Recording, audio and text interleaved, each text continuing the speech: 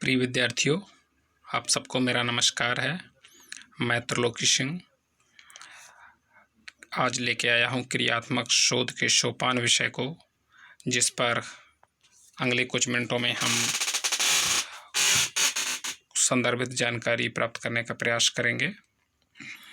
जैसा कि ये विषय है क्रियात्मक शोध के सोपान, शब्दशः हम समझने का प्रयास करते हैं कि इसका मीनिंग क्या हो सकता है। कि जो ये शब्द है सोपान, इसको इंग्लिश में स्टेजेस भी बोलते हैं, इसको चरण भी बोलते हैं। तो मतलब क्या है कि जो ये क्रियात्मक शोध है, जो क्रियात्मक शोध की प्रक्रिया है, वो किन किन स्टेप्स पे संपन्न की जाती है। कि उसमें प्राइमरी स्टेज पे क्या करते हैं, द्वितीय सेकेंडरी स्टेज पे क्या करते हैं, थर्ड स्टेज पे क्या करते हैं, फोर्थ स्टेज पे क्या करते हैं, एंड सो ऑन। तो वो क्रम जो है क्रियात्मक शोध को संपन्न करने का, या क्रियात्मक शोध के द्वारा किसी चीज़ को आइडेंटिफाई करने का, उन प्रॉब्लम्स को आइडेंटिफाई करने का या सॉल्व करने का, तो वो ये स्टेजेस हैं। इसमें हम देखते हैं कि यहाँ पे कुछ इसके प्राइमरी जो स्टेजेस हैं उनको जानने का प्रयास कर रहे हैं हम लोग। तो मैंने यहाँ पे इसके जो सोपान हैं या चरण हैं या स्टेजेस हैं या स्टेप्स हैं, उनको 5 पॉइंट में हमने ब्रीफ में रखा है। तो प्रथम है जो वो है समस्या की पहचान करना या समस्या का सीमांकन करना। मतलब क्या है कि जब क्रियात्मक शोध हम संपन्न करने का प्रयास करते हैं या किसी विषय को सेलेक्ट करने जाते हैं या उसकी समस्या को पहचानने जाते हैं, तो सबसे बड़ी समस्या ये होती है, समस्या की पहचान करना ही सबसे बड़ी समस्या यहाँ पे होती है। मीन्स क्या है कि हमें पहले फर्स्ट ओवरव्यू में हमें ये तो समझ में आता है कि कोई प्रॉब्लम है। यदि हम ये कह दें कि इसको एक लाइन में आप व्याख्यात कीजिए कि मूलभूत समस्या क्या है, तो बहुत कठिन हो जाता है। और ये किसी भी प्रॉब्लम को आइडेंटिफाई करने में आने वाली सबसे बड़ी प्रॉब्लम है। तो हम बेसिकली सबसे पहले हमें समस्या की पहचान करनी होती है, उसके बाद उस समस्या को प्रॉपरली सीमांकित करना होता है। मीन्स क्या, ताकि हम पिन पॉइंटेड हो सकें, ताकि हम उससे इधर उधर भाग ना सकें। हम जब अगला कदम उठाएं तो हमारा इधर उधर डाइवर्जन न हो। तो इस क्रम में समस्या की पहचान और चयन और सीमांकन के बाद जो दूसरी स्टेप आती है, वो है समस्या के कारणों का विश्लेषण या पता लगाना और उसका फाइनली एनालिसिस करके कुछ रिजल्ट अपने मस्तिष्क में रखना, ताकि थर्ड स्टेप पे पहुंच सके। मीन्स क्या है कि जो हमने समस्या को आइडेंटिफाई किया है और उसको जो डिलिमिट किया है, वो समस्या किन्हीं न किन्हीं कारणों से हमने सेलेक्ट की होगी। यदि कुछ ऐसे कारण नहीं बन रहे होते तो हम उसी समस्या को क्यों लेते या कुछ और लेते। तो हम उन बेसिक कारणों को, जिनकी वजह से हम उस समस्या को प्रॉपरली सेलेक्ट किए थे, हम उन कारणों को भी आइडेंटिफाई कर लेते हैं और नोट कर लेते हैं और उनका विश्लेषण करते हैं। तो जब हम उन कारणों को आइडेंटिफाई करते हैं, फिर उनका विश्लेषण करते हैं, तो उनमें ये देखते हैं कि उन कारणों में से कौन से कारण ऐसे हैं जिनको हम मैनिपुलेट कर सकते हैं और कौन से कारण ऐसे हैं जिनको हम मैनिपुलेट नहीं कर सकते हैं। मीन्स कारण 2 प्रकार के निकल के आते हैं। कौन कौन? एक ऐसे कारण जिस पे हमारा वश चलता है, उनको हम कंट्रोल कर सकते हैं और डीकंट्रोल कर सकते हैं। मतलब मैनिपुलेशन कर सकते हैं, मतलब उनको रिमूव भी कर सकते हैं, उनको रीजनरेट भी कर सकते हैं। दूसरे कारण ऐसे होते हैं जिन पे हमारा बस नहीं चलता। जैसे पता चलता है कि हम क्लासरूम में हैं, क्लासरूम में लर्निंग के दौरान एक तो प्रॉब्लम ये होती है कि कक्षा में शोर हो रहा है। दूसरी प्रॉब्लम ये होती है कि टीचर की एक टेक्निक है जिसके द्वारा वो टीचिंग कर रहा है।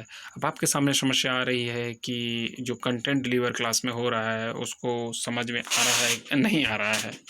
तो यहाँ पे आपके लिए एक कारण ऐसा है जिसको आप सॉल्व कर सकते हैं, दूसरा नहीं कर सकते हैं क्योंकि वो दूसरे एंड पे प्रॉब्लम है।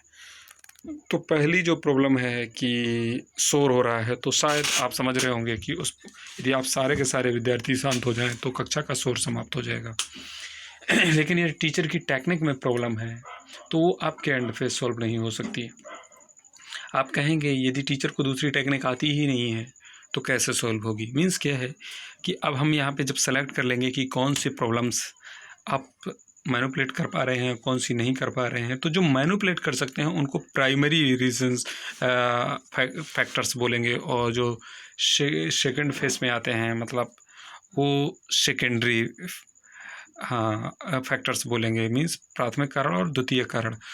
तो थर्ड स्टेज जो बन रही है क्रियात्मक शोध की तो वो है क्रियात्मक परिकल्पनाओं का निर्माण। हमने लास्ट लेक्चर में चर्चा की थी कि परिकल्पनाओं का मतलब क्या होता है। बेसिकली परिकल्पनाओं का मतलब होता है कि जो हम काम करने जा रहे हैं उसका फाइनली संभावित परिणाम क्या होगा, वो अनुमान जो है उस अनुमान को हम परिकल्पना कह सकते हैं।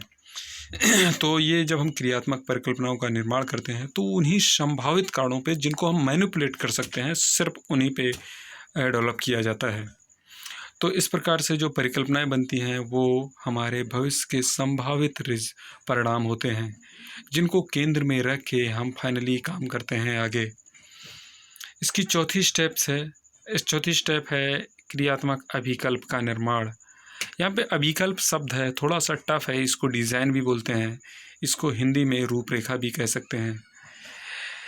इसका सेंस ये है कि जब हम यहाँ थर्ड स्टेज तक आ गए तो नेक्स्ट स्टेप पे हम ये करते हैं कि एक रूपरेखा ड्रा करते हैं कि ये जो कार्य हम आगे करने वाले हैं इसमें हम किस टेक्निक से जो सैंपल्स हैं उनके बारे में जानकारी बटोरने का प्रयास करेंगे। मीन्स कितने सैंपल्स को लेंगे, कौन सी विधि अपनाएंगे, कौन सी प्रविधि अपनाएंगे, कौन सा टूल यूज करेंगे, उसका टाइम क्या होगा, उसमें किस स्तर के विद्यार्थियों को सेलेक्ट किया जाएगा, या जो हम काम कर रहे हैं क्रियात्मक शोध का, कोई एक शोध संपन्न कर रहे हैं तो क्या उसका इफ़ेक्ट दूसरी कक्षा की क्रियाओं पे पड़ेगा या नहीं पड़ेगा, हमें उसको कैसे नियंत्रित करना है। इस प्रकार के बहुत सारे आयाम हम यहाँ पे सेलेक्ट कर लेते हैं पहले से, और जो भी आउटपुट हम यहाँ पे डेवलप करेंगे या जो भी टेबुलेशन करेंगे उसका फॉर्मेट क्या होगा।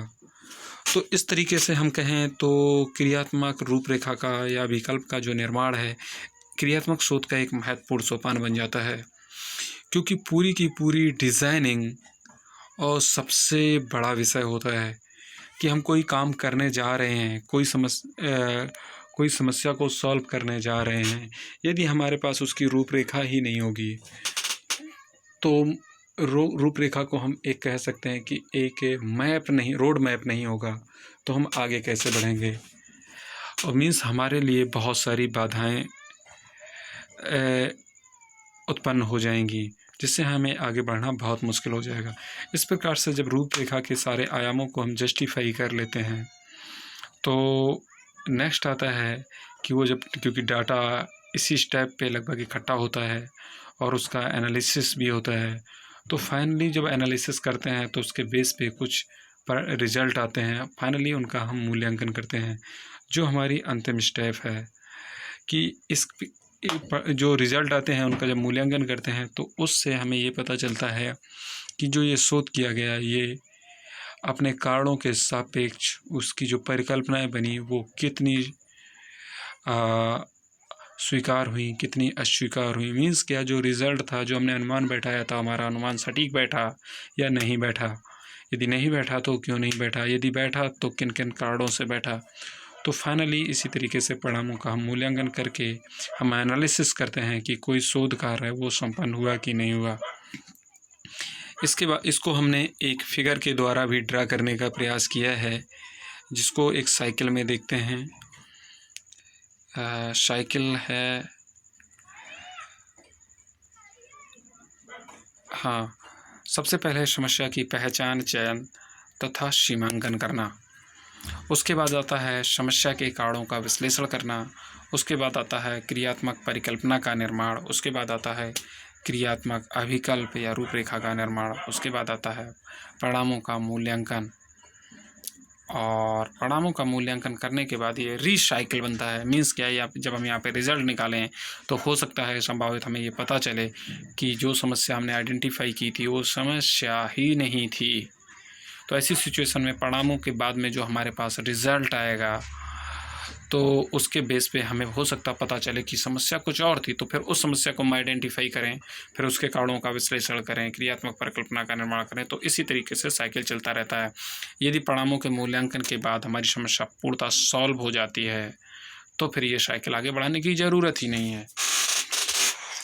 तो यहाँ पे हम बेसिकली थोड़ी सी और चर्चा बढ़ाना चाहेंगे कि समस्या के क्षेत्र का निश्चय एवं समस्या का चयन करने के बाद जब समस्या का सीमांकन कर लेते हैं हम, तो संभावित कारणों का विश्लेषण, समस्या के संभावित कारणों की सूची तैयार करना, इस तथ्य पर विचार करना कि कौन से कारण मेरे नियंत्रण में हैं जिनमें मैं परिवर्तन ला सकता हूँ, इन कारणों को प्राथमिकता के क्रम में रखना, अर्थात जो भी कारण हैं उनमें को कौन मैनिपुलेट किया जा सकता है, कौन में नहीं किया जा सकता। जो उनमें मैनिपुलेट किया जा सकता है तो उनको क्रियात्मक परिकल्पनाओं के रूप में बदलना, और क्रियात्मक परिकल्पनाओं के रूप में बदलने के बाद क्रियात्मक रूपरेखा को डिज़ाइन करना, मतलब ड्रा करना, और फाइनली जो उसका रिज़ल्ट आए उसका इवैल्यूएशन करना, और फाइनली जो समस्या आए या समस्या सॉल्व हो जाए तो हम यहीं पे रुक जाएंगे, और ये समस्या निकल के आए तो उसको नेक्स्ट टाइम के प्रोसीजर के लिए डेवलप करना और नए फॉर्मेट को डेवलप करके उस समस्या को सॉल्व करने के फिर आगे बढ़ जाना। इस क्रियाविधि में, इस शोध विधि में समय का विशेष ख्याल रखा जाता है क्योंकि ये समस्याएं तात्कालिक होती हैं। इसलिए इस प्रकार की समस्याओं के समाधान के लिए हमें ये गौर करना है कि ज़्यादा समय नहीं लगना चाहिए, ज़्यादा खर्च नहीं होना चाहिए, और ज़्यादा श्रम भी नहीं लगना चाहिए। हमने एक क्रियात्मक शोध का अभिलेखीकरण का एक प्रारूप यहाँ पे रखा है। नेक्स्ट लेक्चर में हम किसी क्रियात्मक शोध समस्या को सेलेक्ट करेंगे और उस पूरी की पूरी समस्या को समझाने का प्रयास करेंगे। हाँ, तो इसमें अभिलेखी, जब हम किसी भी क्रियात्मक शोध को सेलेक्ट करते हैं तो उसमें उसका जब डॉक्यूमेंटेशन करेंगे तो उसमें कौन कौन सी स्टेप को फॉलो अप करेंगे, मीन्स उसका प्रारूप क्या होगा, यहाँ पे हम जानने का प्रयास कर रहे हैं। कि सबसे पहले हम क्या लिखेंगे, समस्या का शीर्षक, मीन्स वो जो समस्या हमने सेलेक्ट की है उस समस्या का शीर्षक क्या है। दूसरे नंबर पे आएगा, मतलब सेकंड स्टेप पे आएगा, अनुसंधानकर्ता या शोधकर्ता का नाम क्या है। शोधकर्ता कौन होगा, आप ही लोग होंगे, जो भी आप लोगों में से जो भी कोई काम करेगा इस तरीके का। तीसरी स्टेप पे आएगा विद्यालय का नाम, मीन्स क्या, जहाँ पे हम काम कर रहे हैं। चौथा है समस्या की पृष्ठभूमि क्या, उस समस्या को जिसको हमने आइडेंटिफाई किया है उसको क्यों आइडेंटिफाई किया है, उसकी पृष्ठभूमि क्या है, उसको सेलेक्ट करने का हमारा बेसिक रीजन क्या है, उसको ब्रीफ में हम डिस्कस करते हैं। नेक्स्ट आता है शोध अनुसंधान के उद्देश्य। शोध या अनुसंधान के उद्देश्य मीन्स क्या, जो ये शोध करना है उसके बेसिक उद्देश्य क्या हैं, हम क्यों करने जा रहे हैं।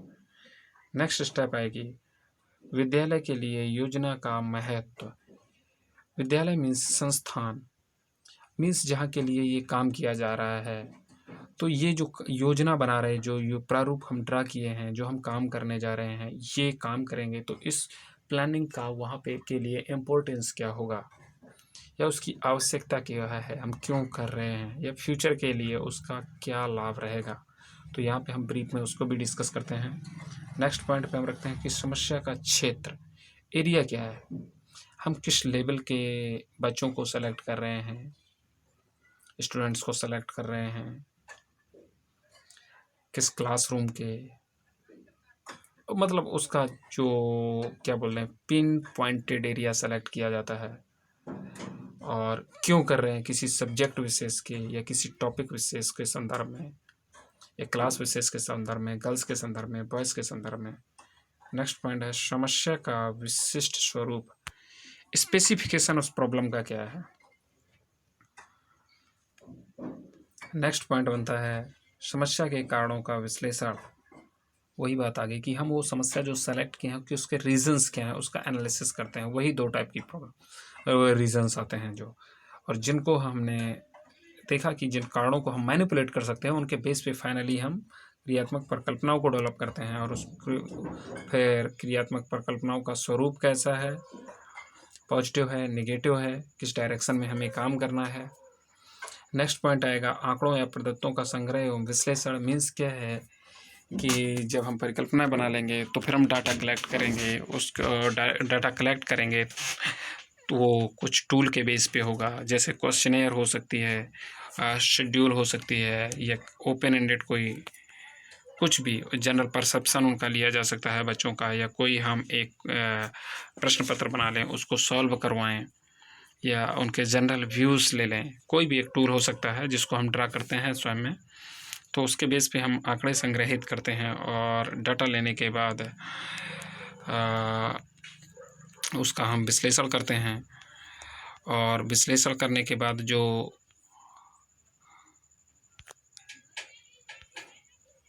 विश्लेषण करने के बाद जो आउटपुट निकल के आता है उसके बेस पे विश्लेषण जो किया जाता है वो विश्लेषण हो सकता है कि उसमें हम स्टैटिक्स को यूज करें या जनरली उसका एवेल्युएशन करें, और मीन्स क्या है उसकी समीक्षा करें, रिव्यू करें। वो बेसिक रीजंस निकल आते हैं क्योंकि ये बहुत ही क्रिटिकल समस्याएं नहीं होती हैं। और उसके बाद विश्लेषण करने के बाद वो जो रिज़ल्ट आते हैं उनको एक परिणाम तालिका में ड्रा कर लेते हैं, जो क्लास वाइज, मतलब क्लास क्या वर्क बना के स्टूडेंट्स के सब्जेक्ट वाइज, या उसके जो रीजन्स होते हैं, कारण जो ऊपर हमने डेवलप किए बनाए थे समस्या के कारण जिनके आधार पर परिकल्पनाएं बनाई थी, उनके सम्मुख अब उनके जो आंकड़े आते हैं या परिणाम आते हैं उनके आंकड़े फिर परिणाम लिख लेते हैं, ड्रा कर लेते हैं, और फाइनली हम उनका निष्कर्ष निकालते हैं। इस तरीके से हम इन स्टेप्स को फॉलो करते हैं क्रियात्मक शोध की प्रक्रिया में। और अगले लेक्चर में हम प्रयास करेंगे कि एक क्रियात्मक शोध की समस्या को सेलेक्ट करें और उसको एक संक्षिप्त में एक्सप्लेन करने का प्रयास करें। Thank you very much. आज के लेक्चर के लिए बस इतना ही। Thank you again.